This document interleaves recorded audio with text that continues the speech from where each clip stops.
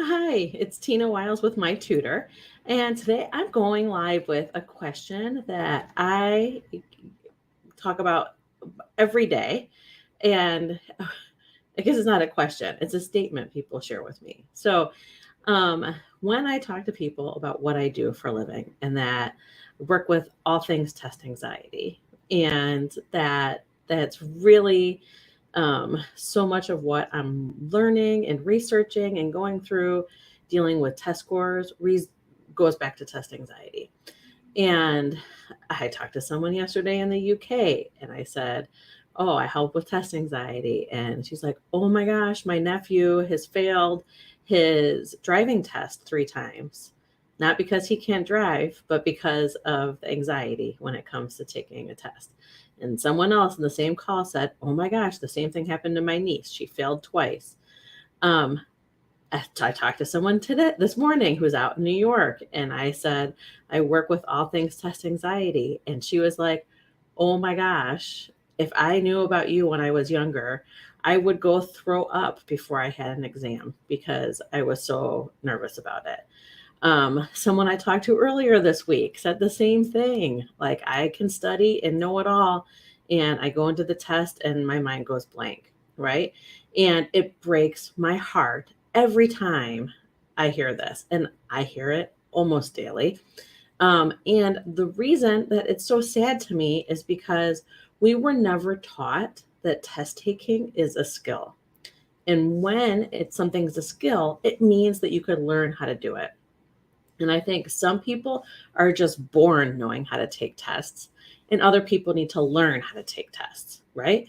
But where do you learn, right? And I've been researching and trying to find, and I can't find, like, I found one person that does like private coaching, one person in the country for test anxiety. And I found one that does some things with like an online course, right?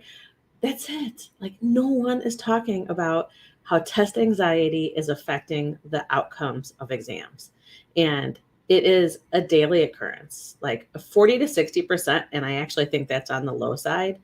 40 to 60% of students, K through 12, have been shown to suffer from test anxiety. And it's not a diagnosable thing, test anxiety isn't, but we can assume that people that have generalized anxiety disorder have test anxiety as one of the symptoms. And post COVID, 1 in 5 students suffer from this generalized anxiety, right? So those definitely have test anxiety. And then there's also people that don't have generalized anxiety disorder, but they have the situational test anxiety, right? Where it's there's 5 reasons that you have test anxiety, but they have one of the causes of test anxiety and they cannot perform on the test. Like, the outcome of the test does not equate to the knowledge that they have. Okay. But again, this is a skill. Okay. There are specific things that can be done to both learn how to take exams, right? So, strategies and learning to focus and learning to manage your time. But it's also important to go through mindset things and not changing, and like trusting your instinct and dealing with pressure, right? And stopping the negative thoughts. If you're walking into a test thinking, "I never do well on tests," well, guess what? Surprise, you're probably not going to do well on this one.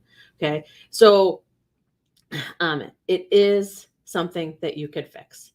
And that is the message that I want to get out there, is that we can get rid of test anxiety because there are things that you could do.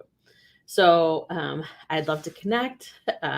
Please hit me up in my LinkedIn profile or on Facebook or YouTube, wherever you found this, to connect, to schedule a coffee chat or a comment on the video, and I'll get it. And I hope you have a wonderful day, and I'll see you tomorrow.